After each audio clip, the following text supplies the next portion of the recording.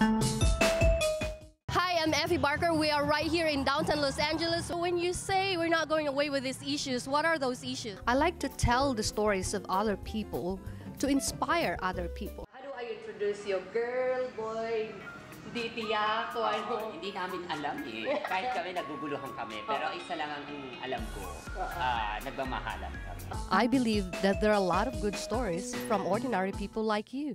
Hi, welcome to Effie Barker Human Interest. Our guest for this week is someone I have known for a very long time. I have known him since I was little.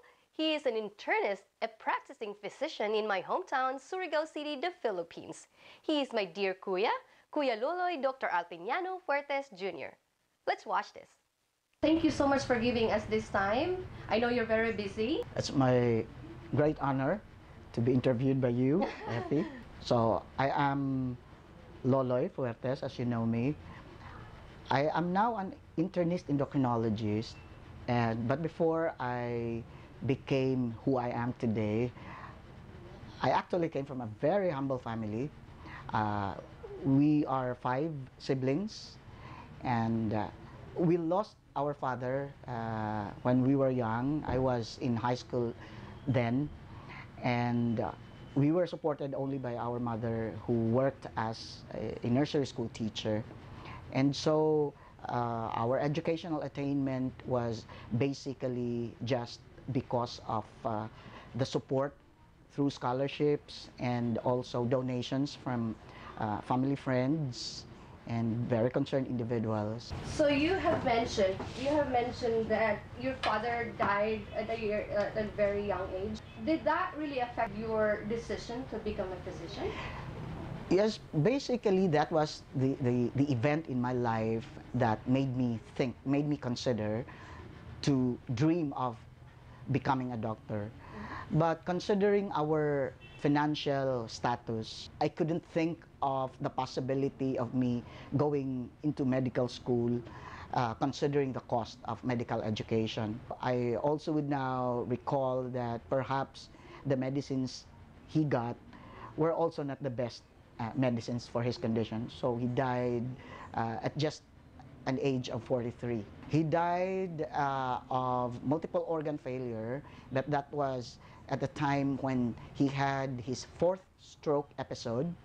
That stroke where a blood vessel got a clot that obstructed its flow to a big part of his brain that eventually caused his demise. His being very poorly controlled hypertensive made me consider going into internal medicine as a major specialty. But eventually, after I reached the status of being an internist, actually I made a different decision in terms of my subspecialty, because eventually I considered what my passion was, so that endocrinology came into picture, which was of course different from neurology, which is supposed to be the subspecialty who handles stroke patients. Well, the joys of being a doctor is when you actually have that first-hand experience of a patient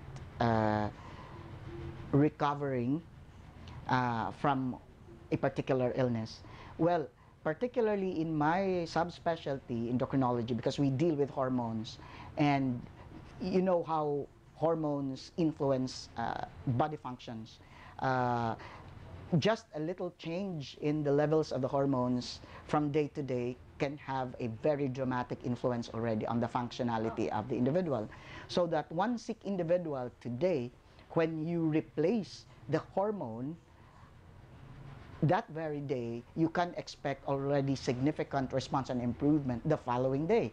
So that's how dramatic, that's how elegant the situation is in terms of really giving us the confidence and the drive to really give our best for these patients, because we expect them to really have a new life when they are treated well. So it's pulling out an individual from the verge of dying, especially, or pain, right? or pain, yeah. But basically, it's that death and life situation patients, because there are very critically ill patients that are in the process of dying, but because you got the diagnosis right, and then that made you treat the patient appropriately, right, and to be able to pull out that patient from the verge of dying and eventually make that patient recover is really very fulfilling.